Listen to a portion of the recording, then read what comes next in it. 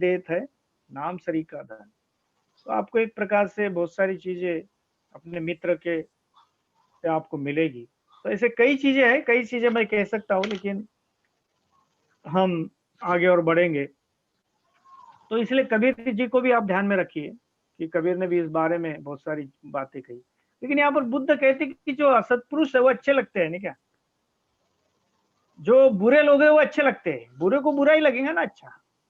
अच्छे लोग थोड़ी उसको अच्छे लगने वाले हैं, क्योंकि उनको तो लगता है कि वही वही उनके सच्चे दोस्त है, नहीं क्या? अगर आप देखेंगे तो जो दारू पीने वाला है वो बरोबर उसी तरफ जाएंगे, उसके वैसे ही दोस्त रहेंगे। जो बच्चे पढ़ाई नहीं करते तो उनके दोस्त भी ऐसे ही रहते हैं। जो पढ़ाई करने वाले बच्चे रहते हैं वो बरोबर सामने की बेंच पर बैठते हैं, उनके दोस्त भी वैसे ही रहते हैं। तो अगर हमारे दोस्त अगर हमारे अच्छे नहीं है, हमारा जिनके साथ में रहते हैं वो अगर अच्छे लोग नहीं है, तो निश्चित तौर पर हमारा पतन होना ये बिल्कुल लाजमी है, बिल्कुल तय है। और इसलिए ही तिगालवाद सूत्र में बुद्ध बताते हैं कि मित्र के रूप में अमित्र। हमें लगता है कि वो मित्र है, लेकिन वो हमारा मित्र नहीं रहता है, वो हमारा अमित्र है। तो ऐसा कहते हैं कि वो परधन हारक होता है, केवल बात बताने वाला होता है, सदा प्रिय वचन बोलने वाला होता है, अपाय और हानिकारक कृत्यों में सहायक होता है। ये उसके चार बातें, ये अमित्र है। तो परधन हारक का मतलब क्या है? तो ये चार बातों से हम देख सकते हैं कि आपके धन के ऊपर उसका उसका ध्यान होता है। दूसरों का जो धन है, मित्रों का जो धन है, वो उसको कैसा ज्यादा मिले, इसके लिए वे प्रयास करते हैं। थोड़े धन द्वारा बहुत ज्यादा जो धन है वो पाना चाहते हैं। क्यों पाना चाहता है? जैसा मान लीजिए कि आपको थोड़ा सा दे दिया तो उससे ज्यादा आपको कैसा मिलेगा, नहीं क्या? तो ये चीजें वे करते हैं। या इस तरह से जैसा हम हमारे तरफ महाराष्ट्र में मराठी में कहते हैं कि आवड़ा देवन भोपड़ा घेने, मतलब आवला देके आपसे बड़ा बड़ा कद्दू जो है वो इकट्ठा करना, नहीं है? या तो ले लेना, उसकी चाहत रखना। भय के विपत्ति में आपको काम करता है। जो भी विपत्ति आती है उसमें एक्चुअली वो देखा जाए तो वैसी उत्पत्ति विपत्ति जो आप पे निर्माण हो, इसलिए वो प्रयास करता है। स्वार्थ के लिए आपकी सेवा करता है। जो भी अगर कुछ करना है, तो अगर मान लीजिए कि आपके पास कोई पद है, बहुत बार ये होता है कि मित्र कन्वीनर चेयरमैन के साथ में लोग ज्यादा बातें करते हैं अपनी तरफ, विशेष तौर पर जो दम मित्र है, नहीं क्या? देखते हैं कि किससे कौन बड़ा है, नहीं क्या? किससे अपना काम हो सकता है। तो स्वार्थ के लिए सेवा करते हैं। तो स्वार्थ ऐसे अगर हमारे मित्र है तो निश्चित तौर पर वो एक प्रकार से परदनहारक है। दूसरी बात है बातूनी। वो केवल बात करने वाला होता है, भूतकाल की बहुत प्रशंसा करेगा आपकी, अरे आप तो भूतकाल में ऐसे किए। भविष्य की प्रशंसा करेंगे, भविष्य में आप ऐसे करने वाले हो। निरर्थक बातों की प्रशंसा करेंगे जो आप में है भी नहीं क्वालिटी, ऐसे क्वालिटी की, ऐसे गुणों की एक प्रकार से वो प्रशंसा करता है। और वर्तमान में अगर आपको आवश्यकता पड़ी तो उसमें विपत्ति दिखलाता है कि मैं आपको मदद नहीं कर सकता, क्योंकि स्वार्थ है ना। वो खुशामदी होता है, आपको बुरे काम में भी अनुमति देता है, अच्छे काम में भी अनुमति देता है, सामने तारीफ करता है और पीठ पीछे आपकी निंदा करता है। तो ऐसे मित्र को आप मित्र समझिए। तो मैंने जैसा कल एक स्टोरी बताया, गोड़ बोले और आग लागे, तो एक प्रकार से देखा है तो आपके सामने तो अच्छा बोलेंगे, लेकिन आप जैसे ही पीठ आपकी मुड़ जाएगी, वो आपके बारे में, आपके अवगुणों को लेकर, आपकी बुराई को लेकर वो तंज कसना शुरू कर देंगे दूसरों के सामने या दूसरों को। चौथी बात है कि नाश में सहायक होता है। जैसा हम देखिए सुरा मेर मज्जपमान, जैसे प्रमाद काम में फंसने वाला जो व्यक्ति है उसमें साथ देता है, नहीं कि आप पीजिए, अच्छा है, बढ़िया है, मजा आती है, थोड़ी ले लेना चाहिए, थोड़ा कष्ट लेना चाहिए, क्या होता है, कुछ ना होता है। बेवक्त चौरस्ते पर घूमने के लिए साथी होता है। ऐसे देखो रात बेरात भी वो साथ में घूमने के लिए होता है, क्योंकि एंजॉयमेंट चाहिए दूसरी तरह से। समस्या पैदा करने में साथी होता है, जो भी समस्या आती है वो कैसे ही निर्माण हो इसके लिए वो साथी होता है।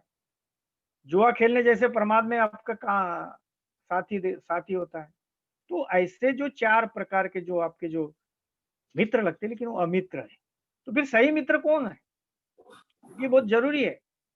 हमारे जीवन में अच्छे मित्र होना बहुत ज़रूरी है। ऐसा कहते हैं कि आप क्या बोलते, कैसा रहते, इसका मतलब ही ऐसा है कि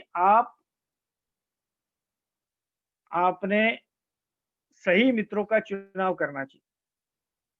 मैं देखा मेरे जीवन में कि मैंने अच्छे मित्र निर्माण करने का प्रयास किया और मैं भी जो हमारे जो अच्छे मित्र हैं, जिनको मदद चाहिए, उनको मैं एक प्रकार से सही जो मार्गदर्शन बोलो या सही मित्रता हो, वो देने का मैंने प्रयास किया।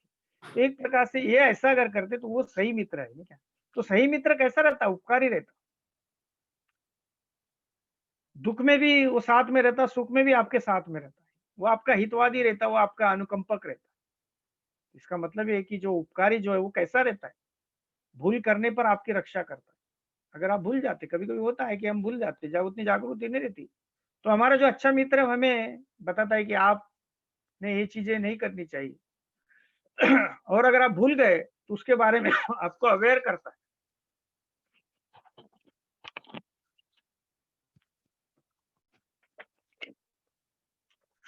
आपकी संपत्ति की वो रक्षा करता है। अगर आप शायद कभी कुछ काम में बिज़ी है तो एक प्रकार से आपकी रक्षा करता है संपत्ति। भयभीत का रक्षक होता है। जब आप भयभीत होते हैं, जब आप डरते हैं, या जब आप मुश्किलों में रहते हो, आप उसके शरण में जाते हैं। काम पड़ जाने पर उसे दुगना लाभ उत्पन्न करवाता है। अगर उसको अगर ज़रूरत है, तो एक प्रकार से ऐसा कहते हैं कि अ, अपने ठिकान में उसको रखता है वो, ठीक है? तो इस तरह का लाभ उसको कैसा मिले इसके लिए वो प्रयास करता है। समान सुख-दुखी होता है, इसका मतलब ऐसा है कि जो गुप्त बातें अपनी बातें बतलाता है, आपकी जो गुप्त बातें हैं वो अपने पास गुप्त रखता है। लेकिन जो बुरा जो मित्र है, वो क्या करता है? अगर आपकी जो गुप्त बातें हैं, अगर उसको पता चलती है, तो फिर वो क्या करता है कि आपको ब्लैकमेल करता है, इमोशनल, जिसको हम ब्लैकमेल बोलते हैं, नहीं क्या? आपकी गुप्त बातें दूसरों को बताता है और आपको ब्लैकमेलिंग करते रहता है और आपसे ज़्यादा कैसा धन आप प्राप्त हो इसलिए प्रयास करता है। ये अवस्था में आपदा की जो अवस्था होती है, या हम ये को कि दुःख में जब रहते हैं या कोई तकलीफ में रहते हैं या कुछ आपदा हो गई, तो आपको छोड़ता नहीं आपका मित्र। आपका जो मित्र है, प्राण देने के लिए भी तैयार रहता है। विशेष तौर पर ये बात अगर आप देखेंगे, ये बात ज़्यादा आपको मुस्लिम जो लोग हैं उनमें ज़्यादा आपको दिखाई देगी। तो एक प्रकार से वो फ्रेंड के लिए अपनी मित्रता में जान देने को भी तैयार रहता है। तो इस तरह से आपका जो मित्र है, मैं तो ये नहीं कहूँगा कि आप जान दीजिए, लेकिन कम से कम आपके मित्र के साथ में भी अगर आप खड़े होते, तो निश्चित तौर पर वहाँ पर सही मित्रता आपको मिलेगी। तीसरा जो क्राइटेरिया इसका, जो आपका जो सही जो मित्र है, कि वो हितवादी होता है। पाप का निवारण करता है, दुष्कृत्य से परावृत्त करता है, कि वो कहता है कि अरे आप ये बुरा बुरा कर रहे हो, ये ठीक नहीं है, ये अच्छा नहीं है, और ये अच्छा नहीं है, ये आपके जीवन के लिए भी अच्छा नहीं है, आपके परिवार के लिए भी ठीक नहीं है, और आप जिस तरह से जी रहे हो वो आपके लिए ठीक नहीं है। तो उससे कहता है कि आपको दूर दूर हट जाओ वहां से। पुण्य का प्रवेश कराता है, जो अच्छा मार्ग है वो मार्ग को बताने का प्रयास करता है। जो पहले आपने नहीं सुनी ऐसी ऐसी बातें आपको बतलाता है, सन्मार्ग दिखाता है, सन्मार्ग दिखलाता है कि यस ये मार्ग है, इस मार्ग से अगर आप जाएंगे तो आपका विकास होगा। ये अगर करोगे तो आपके जीवन में निश्चित तौर पर फायदा होगा।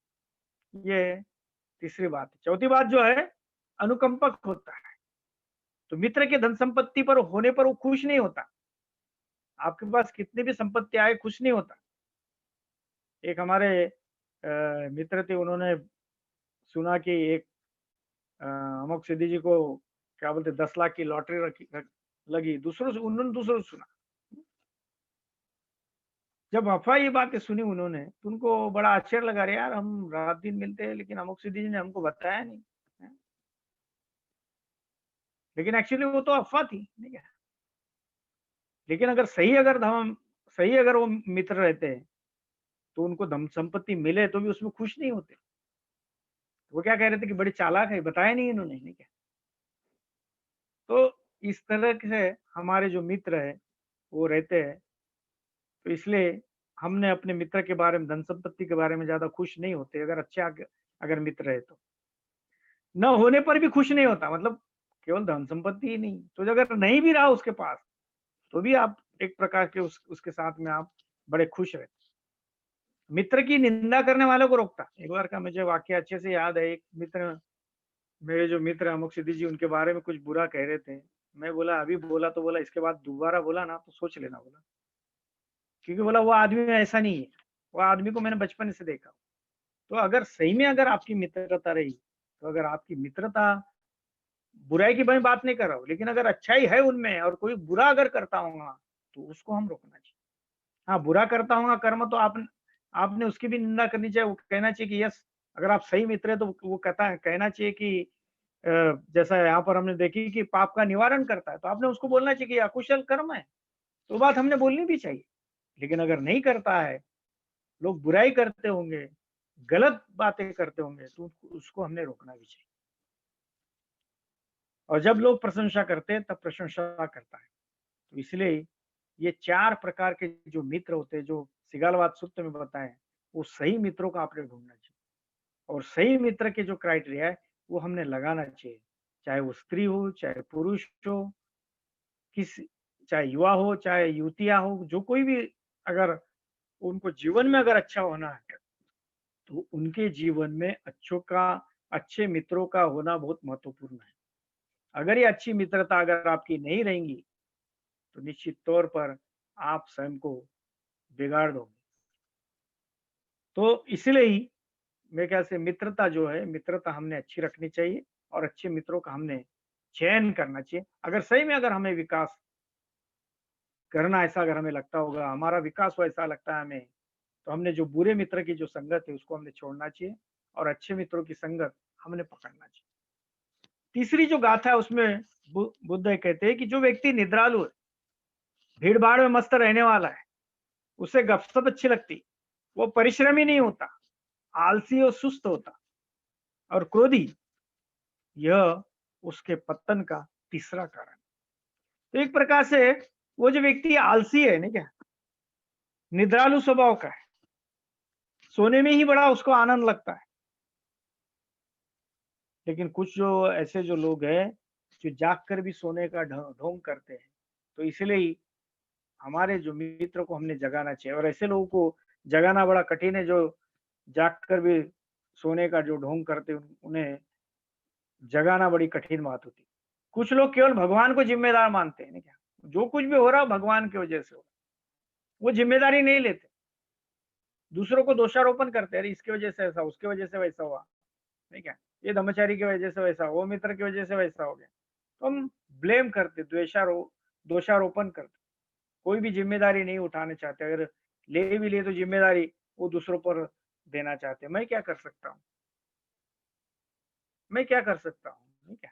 तो ऐसी चीजें जो अब हम करते हैं, इसका मतलब ऐसा है कि हम भगवान पर भरोसा करते हैं, हम ईश्वर पर भरोसा करते हैं, कोई तो भी आएगा, कोई तो भी करेगा, अरे हमने जिम्मेदारी लेनी चाहिए। तो हमारी कभी कभी काम करने की इच्छा नहीं होती, ध्यान करने की इच्छा नहीं होती, आलस्य रहता, नहीं क्या, लोगों को मिलने की इच्छा नहीं होती, दान मांगने की इच्छा नहीं होती, आज नहीं करूंगा कल करूंगा, कल नहीं करूंगा परसों करूंगा, और हम आगे ढकलते रहते, समय निकल जाता, नहीं क्या।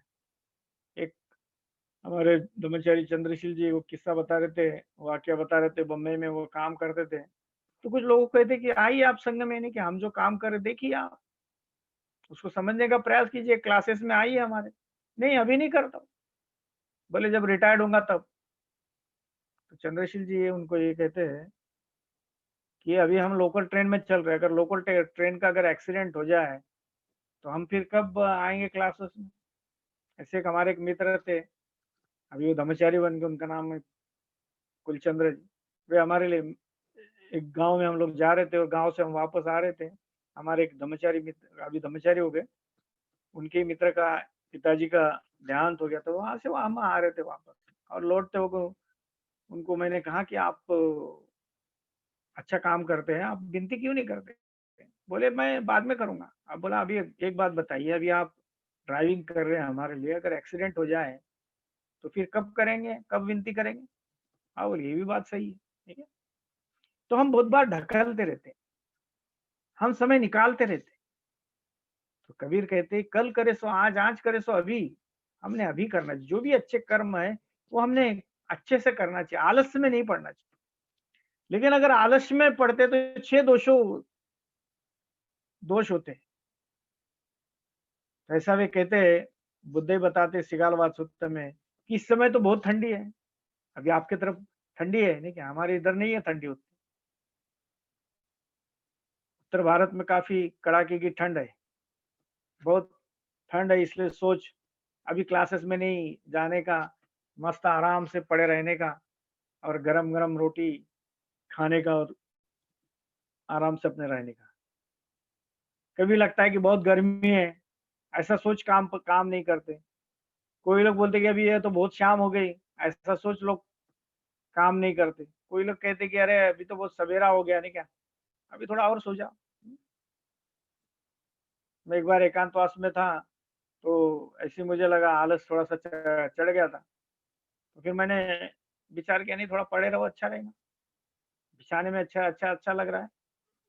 फिर से झट से वो वीर पारमिता मुझे याद है, अरे! वीर पारमिता आपको आचरण करनी चाहिए नहीं क्या?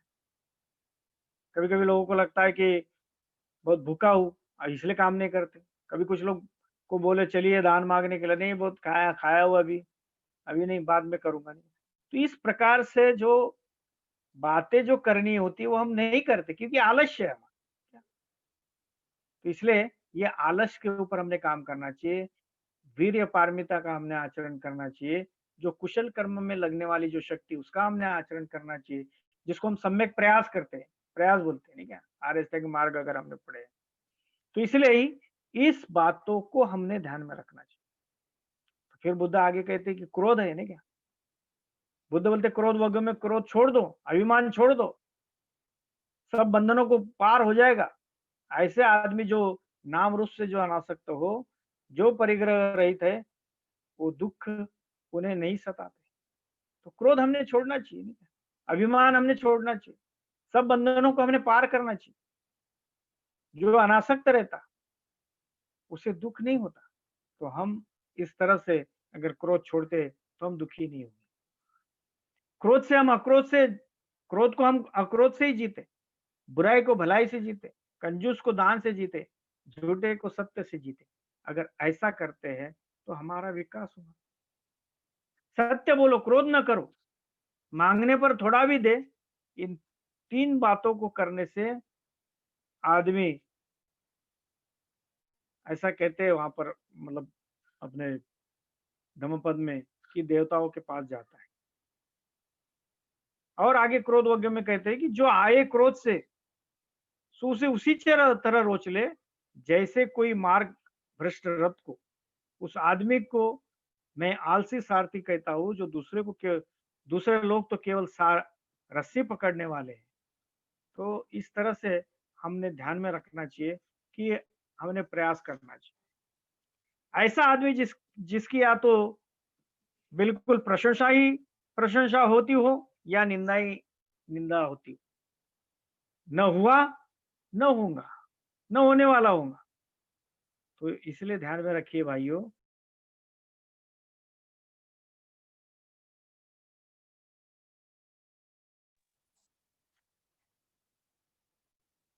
जो धीर पुरुष होता है वो काया वाणी मन से इस पर संयम रखता है, सही में संयम रखता है। तो हमने संयम रखना चाहिए। सही में हमने, क्योंकि कुछ चीजें ऐसी आती है कि जो हमारे बस में कभी कभी नहीं रहता, और इसी वक्त हमने एक प्रकार से स्वयं को संयमित हमने रखना चाहिए। तो विशेष तौर पर ये तीसरा कारण है। पतन का चौथा जो कारण, चौथी गाथा में कैसे कहते हैं कि जो समर्थ होने पर भी अपने वृद्ध माता पिता का पालन पोषण नहीं करता, ये पराभव का, ये पतन का चौथा कारण। तो जब हम छोटे रहते, माता पिता माता पिता बहुत सावधानी लेते, इतना ही नहीं पूरी तरह हम उन पर अवलंबित रहते हैं। तो विशेष तौर पर ये बातें हमने ध्यान में रखना चाहिए कि आप समर्थ हैं, लेकिन मैं वो कहूँगा समर्थ अगर आप रहे भी नहीं, तो भी हमने अपने माता-पिता की सेवा करना ही चाहिए। क्योंकि उन्होंने मेरा भरण-पोषण किया है, अंततः उनका भी भरण-पोषण मैंने ही करना चाहिए। क्योंकि देखो जब हम छोटे रहते हैं, वो लोग भरण-पोषण करते हैं, क्या-क्या नहीं करते। अपने माता-पिता जी अपने लिए कितना कष्ट सहते हैं, बहुत गरीबी वो उन्होंने सहा है और ऐसा भी रहते हुए उन्होंने अपना पेट काट के हमको पाला-पोसा है, बड़ा किया है, ठीक है? तो हमने उनका भी भरण-पोषण करना चाहिए। मेरा काम किया अंततः उन्हें उनका भी हमने काम करना चाहिए। क्योंकि जब हम छोटे बच्चे थे तो हमको उतना नहीं जमता। उन्होंने हमने बहुत बहुत काम किया हमारे लिए, तो हमने भी उनके लिए काम करना चाहिए। उन्होंने कुलवंश जो है कायम रखा है, हमने भी कुलवंश बढ़ाना चाहिए, ठीक है? वो रखना चाहिए। उन्होंने अपने को जो विरासत दिया है, अंततः मुझे भी उसके उन्हें विरासत देनी चाहिए। उसका प्रतिपादन मैंने करना चाहिए। और जब उनका मृत्यु होता है तो उस दिन को देखते हुए हमने दान धर्म देना चाहिए। अगर ये करते हैं तो माता-पिता से ऐसा कहते हैं कि पुत्र पर 5 प्रकार से अनुकंपा करते हैं माता-पिता। पहली बात तो ये है कि पाप से निवारित करते हैं। जो भी बच्चे को बोलते हैं कि बेटा अरे ऐसा मत कर, वैसा मत कर।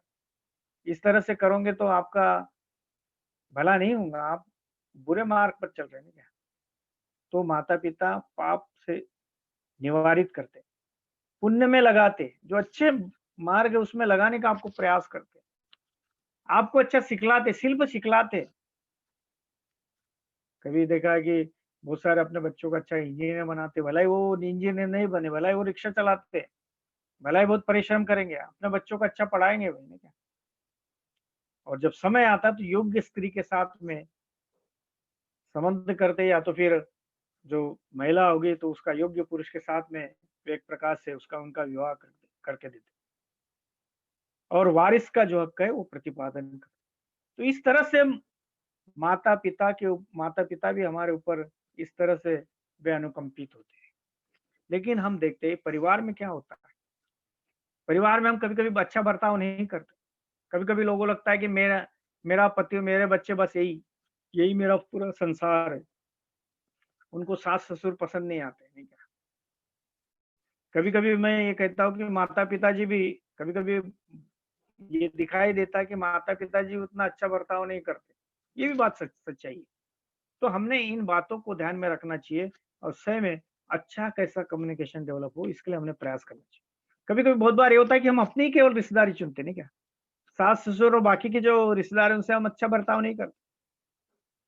हम ये भूल जाते हैं कि हम भी एक दिन वृद्ध होने वाले हैं। एक ऐसा ही वाकया है, एक किसान परिवार था और उनके पिताजी थे, उनका छोटा बच्चा भी था। तो जब उनके पिताजी बड़े वृद्ध हो गए, तो उन्होंने क्या किया कि वो जो बैलगाड़ी जो होती है, बुलेट कट जिसको हम कहते हैं, उसमें उनको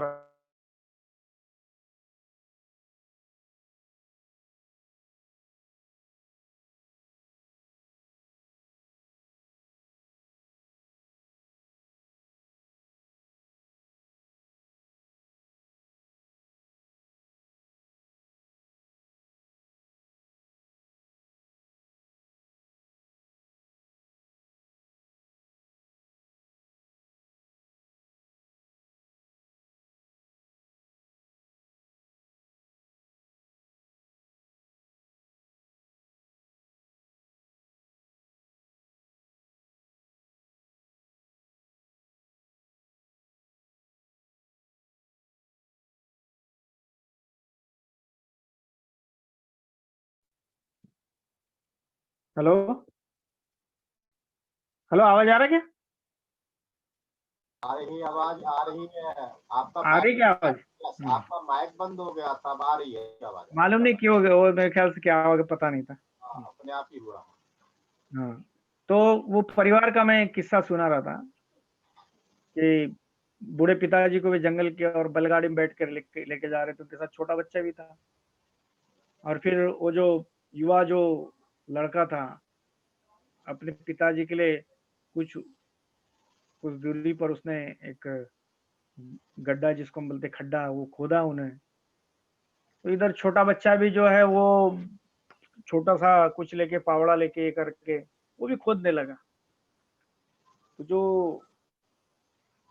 युवा जो लड़का है वो अपने छोटे बच्चे को पूछता है कि आप काहे के लिए खोद रहे हैं? तो बोले आप काहे के लिए खोद रहे हैं?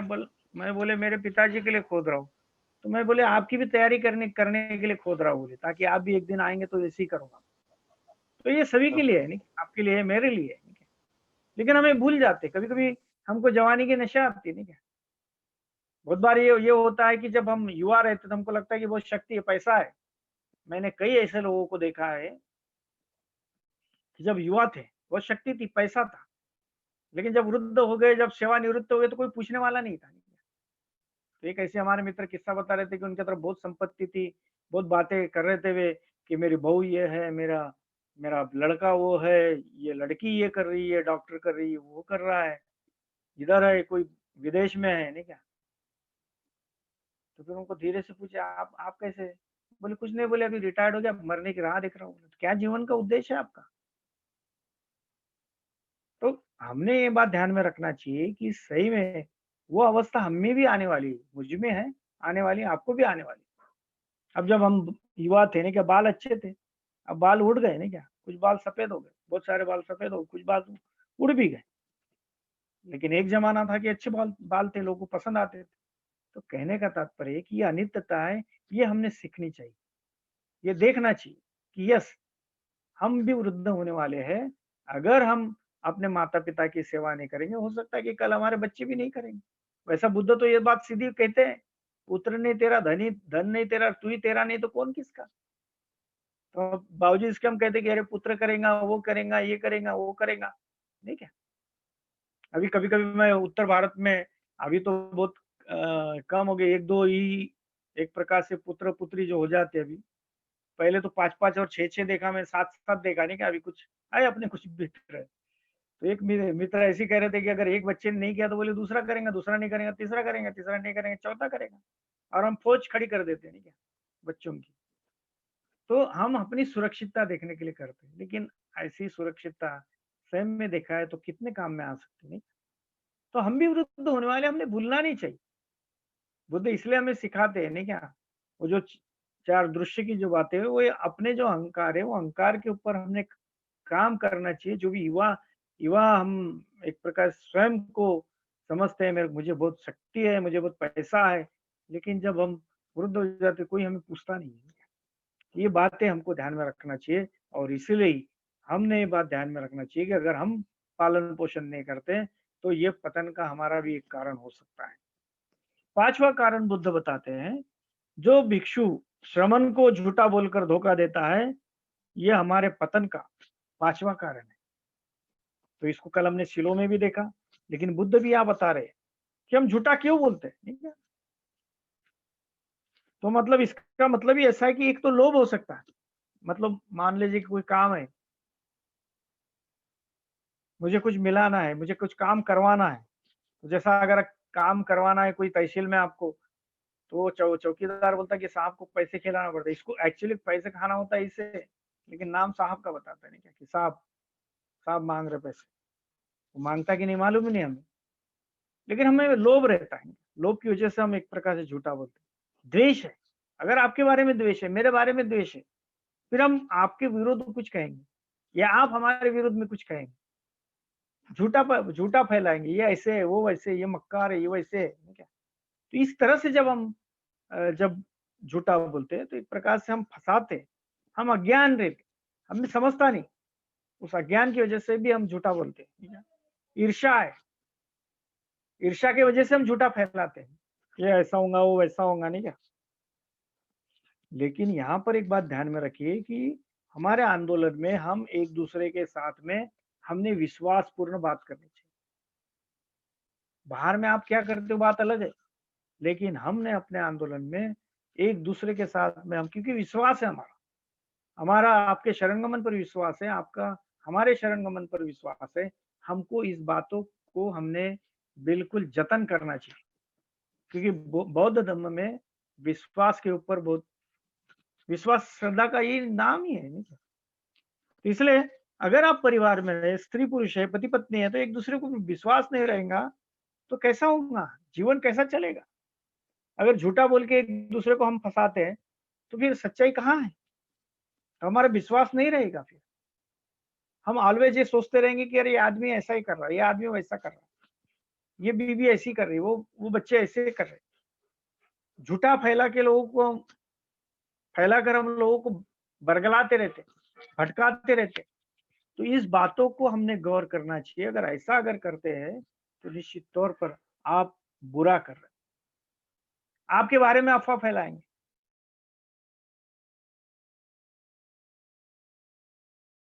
अपना हित होगा नहीं क्या? संघ के बारे में लोग झूठा कहते हैं, झूठा फैलाते, गुमराह करते हैं। तो ये बातें करेंगे, या बातें आपके कान पे ऊपर आएगी, लेकिन हमने सत्यतापूर्ण कहना चाहिए, उचित कहना चाहिए। जितनी बातें उतनी ही हमने करनी चाहिए। अतिशयोक्तिपूर्ण नहीं बोलनी चाहिए। बढ़ा-चढ़ा के हमने नहीं करना चाहिए, ठीक है? तेल, तीखा, नमक हमने नहीं लगाना चाहिए। गैर ज़िम्मेदाराना हमने नहीं बोलना चाहिए। जहाँ पर अननेसेसरी कॉन्फ्लिक्ट निर्माण हो, ऐसी भाषा हमने नहीं बोलनी चाहिए। ज़िम्मेदारी से हमने बोलनी चाहिए। तो जो भी उचित है, वो हमने बोलनी चाहिए। मैं एक बार शिविर केंद्र में था, तो हमारा शिविर ऊपर चल रहा था और कुछ महिलाओं का शिविर नीचे भी चल रहा था बोरगढ़ में। तो वहाँ पर बारिश का मौसम था, तो साँप निकला वहाँ पे। तो वो महिला ऐसे कहने लगी बहुत बड़ा साँप निकला। फिर मैंने पूछा कम्युनिटी के लोगों को कि कितना बड़ा साँप निकला? बोले बारीक इतना हाथ भर का निकला, बोले छोटा-सा, उँगली जैसे, ये ऐसी उँगली जैसी बारीक। तो वो कह रहे थे कि बहुत बड़ा निकला। तो क्या करते हैं हम, बड़ा चढ़ा के कहते हैं। बनते ऐसा कहते हैं कि आप जितनी बात जहाँ घटी वही बातें बोलिए। आप दूसरी बातें मत बोलिए। कभी-कभी लोगों को मैं ये बोलते हुए सुना हूँ कि अगर मुझे काम निकालना है तो मैं गधे को भी बाप कहता हूँ। तो क्या सही में देखा जाए तो आंदोलन में अगर इस तरह की बात करते होंगे, अगर कुछ आपको काम निकालना है इसलिए आप अगर लोगों की स्तुति करते हैं, तो सही में देखा है तो वो स्तुति नहीं है, वो एक प्रकार से आप लोगों को बरगला रहे हो। इस तरह की भाषा का अगर वाणी का अगर उपयोग करते हैं, तो इस वाणी को हमने छोड़ना चाहिए, इस वाणी का हमने त्याग करना चाहिए और हमने सच्चाई बोलना चाहिए। जब कोई सच्चाई बोलता है तो हमने उसको विश्वास भी करना चाहिए। अगर आपको विश्वास नहीं है तो उसको टेस्ट कीजिए, तो आपको पता ही चल जाएगा कि सही में वो झूठा बोल रहा है या क्या वो कह रहा है। तो कभी-कभी ये बोलेंगे कि यस मैं आपको ही बता रहा हूँ, दूसरों को मत बताना। लेकिन हम क्या करते हैं कि सब फैला देते हैं, ओपन सीक्रेट कर लेते हैं, नहीं क्या? तो हम झूठा फैला के हम अपने जो आचार्य है, विशेषतः अपने अपने भाषा में कहूँगा, तो जो हमारे आचार्य, जो उपाध्याय है, हमारे कल्याण मित्र है, हमारे साथ में जो लोग ब्रह्मचारी या मित्र है, हमारे मित्र चैप्टर के जो मित्र है, चाहे फिर महिला के हो, चाहे पुरुष के हो, तो इनके साथ में हमने झूठा कभी बर्ताव करना नहीं चाहिए। लेकिन मैं देखा हूँ कि लोगों को झूठा बर्ताव करने की एक प्रकार से आदत सी हो गई। तो ये आदतों को हमने बंद करना चाहिए। अगर हम करते हैं, तो निश्चित तौर पर हम पतन की ओर जाएँगे। क्योंकि जैसा मान लीजिए अगर आपको किसी ने दान दिया, पैसे दिए, ठीक है? अगर आपने विश्वास खो दिया, झूठा बोले, उनके ध्यान में आया कि यार आप झूठा बोल रहे हैं, सच्चाई आप छुपा रहे हो, तो लोग बाद में आपके ऊपर विश्वास नहीं करेंगे। लोगों को पता रहेगा अरे! ये ऐसे ही लोग हैं ये भी वैसे ही है, ठीक है? ऐसे लोग बोलेंगे और आपके ओर विश्वास नहीं करेंगे लोग। तो इसीलिए हमने लोगों का विश्वास अगर प्राप्त करना है, अगर हमें लगता है कि हमारा पतन नहीं होना चाहिए, तो ये हमने झूठा नहीं बोलना चाहिए, अपने आंदोलन में तो। मैं तो बोलूँगा आंदोलन में नहीं, जहाँ कहीं भी हो, आप वहाँ पर भी झूठा न बोलिए, सच्चाई बोलने का आपने प्रयास कीजिए। अगर ऐसा बोलते होंगे तो एक प्रकार से लोगों के ऊपर आपका विश्वास बढ़ेगा। आप उनको लगेगा कि ये सही में अच्छे लोग हैं, ये सही में सच्चाई से बोलते हैं और सही में सच्चाई से रहते हैं, इसलिए आपके ऊपर लोग विश्वास करते हैं। कभी-कभी मैं देखता हूँ कि हमारे बस्ती में लोग ये कहते कहते हुए सुना मैंने, कि अरे संघ के जो लोग हैं वो किसी के लेन-देन में नहीं रहते। लेन-देन में ना बुरे अर्थ से कहो या इधर-उधर फैलाते नहीं, बुरी बातें नहीं करते। ऐसा क्यों लगता है उनको? क्योंकि जो विश्वास है वो जो देखते हैं, वो जो अनुभव करते हैं उसके ऊपर से कहते हो। वो तो अपने संघ में नहीं आते फिर भी कहते, क्यों कहते? तो ये विश्वास हमने बढ़ाना चाहिए। ये विश्वास हमने बढ़ाने के लिए हमने अपनी जो कृति है, उसको हमने बदलने का प्रयास करना चाहिए और हमारे कृति का जो परिणाम है, वही कृति का परिणाम लोगों के ऊपर बोलता है। ऐसा वो कहते हैं कि आपके ज़्यादा बोलने से आपकी जो कृति है, वो बहुत सारी चीज़ें बताती है कि आप कैसे करते हैं, ठीक है? तो ये 5वां कारण है पतन का। छठा कारण है पतन का कि जो आदमी बहुत संपत्ति रखता है, जिसके पास बहुत धन-धान्य है, लेकिन जो उसे अकेला ही भोगता है, ये पतन का छठा कारण है।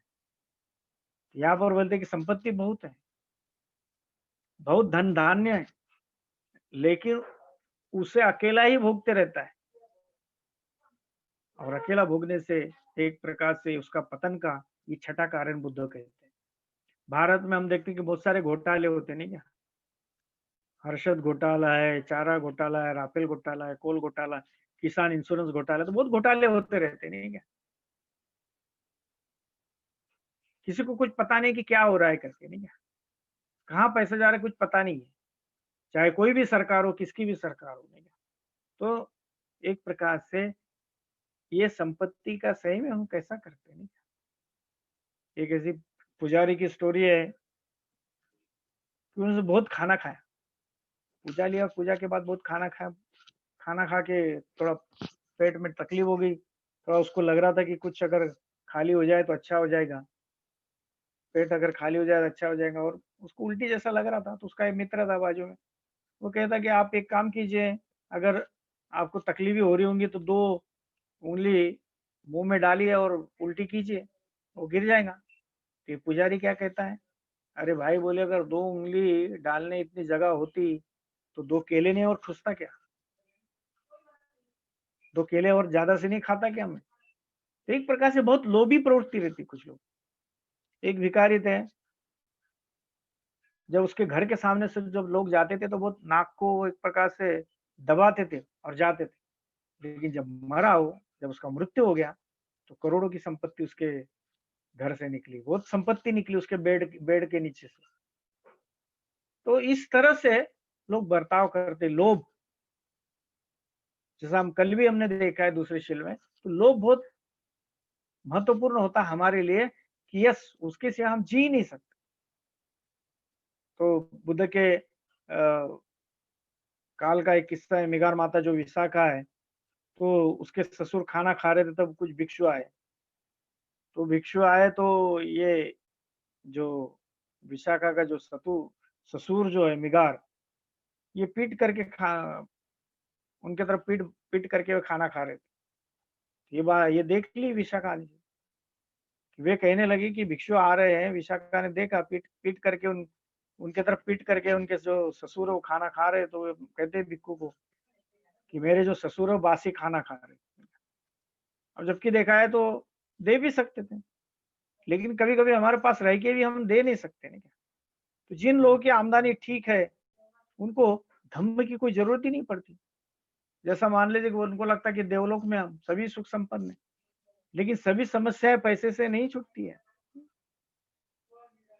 पैसों से एक प्रकार से हमें घमंड चढ़ता है कभी, मैं सुखी होऊँगा नहीं क्या? हम दूसरों का अपमान करते, कभी-कभी जन्मदाता का भी हम अपमान करते, पैसा अगर हमारे पास में रहा। तो इस तरह से जब हम बात करते हैं, इसका मतलब ही ऐसा है कि हम बहुत लोभ में पड़े हुए रहते हैं, बहुत संपत्ति में पड़े हुए रहते हैं। आज एक मैं वीडियो देख रहा था, उसमें वे एक प्रोग्राम में वो छोड़ बचपन में वो बच्चे के साथ नहीं रहता, उसको लगता था कि मैं पैसे कमाऊँ, पैसे ही कमाऊँ। लेकिन जब उसको उसका थोड़ा बच्चा बड़ा हो गया, तो बोले मैं तो वो कर नहीं सकता जो मैं आपको साथ देना चाहिए, तो वो नहीं दिया। मैं पैसों के पीछे लगा। लेकिन आज से मैं ये दावा करता हूँ कि मैं आपके साथ समय बिताऊँगा। तो एक प्रकार से रियलाइज़ेशन बहुत महत्वपूर्ण है। लेकिन बहुत बार ये होता है कि हमारे पास अगर धन संपत्ति है, तो हम दूसरों का ख्याल नहीं रखते। इसलिए बुद्ध एक प्रकार से वीणा की तार बजाते हैं, अनित्यता की तार बजाते हैं कि ये सब कुछ होने वाला नहीं, केवल पैसों से नहीं होने वाला। इसलिए आप देखिए कि सिद्धार्थ गौतम के पास सब कुछ था, यश पुत्र के पास सब कुछ था, लेकिन फिर भी वो छोड़कर गृह त्याग किया। क्यों किया उन्होंने? क्योंकि चिरंतन सुख के लिए। उनको मालूम था कि इसमें चिरंतन सुख नहीं है और ये चिरंतन सुख नहीं है, इसलिए ही उन्होंने एक प्रकार से उसको छोड़ा है। यश पुत्र की यही कहानी है, सब कुछ था उनके पास, लेकिन फिर भी जीवन दुखी लगा उनको और उन्होंने खोजने का प्रयास किया। तो ये संपत्ति का, अगर इसके लोभ में हम पड़ते हैं, हम अकेला ही उसका उपभोग करते हैं, तो ये अपने पराभव का छठा कारण। तो मैंने आज आपको 5 कारण बताए, कल हमने 1 देखे, आज हमने 5 देखे कारण। तो इन कारणों को देखिए कि सही में मेरे जीवन में क्या घट रहा है? मैं कैसा बर्ताव कर रहा हूँ? मैंने क्या करना चाहिए? अगर आप करते हैं, तो निश्चित तौर पर मुझे लगता है कि आपका विकास होगा, आपका नुकसान नहीं होगा। तो मैंने आज आपको बताया कि जो असत्पुरुष होते हैं, वे अच्छे लगते हैं। जो सत्पुरुष है, वो अच्छे नहीं लगते हैं। असत्पुरुष का धर्म अच्छा लगता है, ये पतन का दूसरा कारण है। जो व्यक्ति निद्रालु, भीड़-भाड़ में मस्त रहने वाला, गपशप अच्छी लगती है उसको, परिश्रमी नहीं होता, आलसी होता, सुस्ती होता, क्रोधी होता, पतन का ये तीसरा कारण है। देखिए आपके बच्चे ऐसे हैं क्या? आप ऐसे हैं क्या? क्रोधी है, परिश्रमी नहीं करते, निद्रालु है, गपशप करते हैं क्या? जो समर्थ होने पर भी अपनी वृद्ध माता-पिता की सेवा नहीं करता, पालन-पोषण नहीं करता, ये पतन का चौथा कारण है। जो भिक्षु श्रमण को झूठा बोलकर धोखा देता है, यह हमारे पतन का 5वां कारण। जो आदमी बहुत धन संपत्ति दे रखता है, जिसके पास बहुत धन धान्य है, लेकिन जो उसे अकेला ही भोगते हैं, ये पतन का छठा कारण। तो ये कारणों को देखिए कि इस कारणों में हम है क्या? अगर ये कारणों के साथ में अगर हम है, तो हमारा पतन होना बिल्कुल स्वाभाविक है। अगर इसके ऊपर अगर हम काम करते हैं, तो हमारा पतन नहीं होगा। तो भाई और बहनों, इस बातों को आप गौर कीजिए, अपने जीवन में झाँक के देखिए कि क्या मैं ये पतन की ओर जाने वाले मार्ग पर अग्रेसित हूँ या विकास के मार्ग पर मैं अग्रेसित हूँ? चॉइस आपको करना है। ऐसा कहते हैं कि हर वक़्त 2 राय होती है, उसमें से एक अच्छी होती है, एक बुरी होती है। चॉइस करना हमारा काम। अगर बुरा करोगे तो जीवन भर पछताओगे, अगर अच्छा करेंगे तो आपका जीवन बड़ा सुखी होगा। आप जो पतन है उसकी तरफ आप जाएँगे नहीं। तो पतन के मार्ग को छोड़िए और जो धम्म के मार्ग पर अगर आप चलते रहेंगे, तो मुझे विश्वास है आपका विकास होगा। क्योंकि बुद्ध का धम्म, बुद्ध जैसा कहते हैं कि शुरुआत में कल्याणकारक है, मध्य में भी और अंत में भी है। तो अगर ये कल्याण करना है आपको, तो आपके जीवन में आप सुखी हो सकते हैं, आपके जीवन में आप अच्छे हो सकते हैं और आप धम्म मार्ग पर अगर आरूढ़ रहते हैं, तो आपका विकास होगा, आपका पतन नहीं होगा। तो मैं आशा करता हूँ कि आप पतन के जो मार्ग को छोड़कर आप धम्म के मार्ग के ऊपर बढ़ेंगे और अपना विकास करेंगे। केवल आप अपने को ही सुखी नहीं करेंगे, तो जिनके साथ में हम रहते हैं, वहाँ पर भी वातावरण अच्छा होता है। देखिए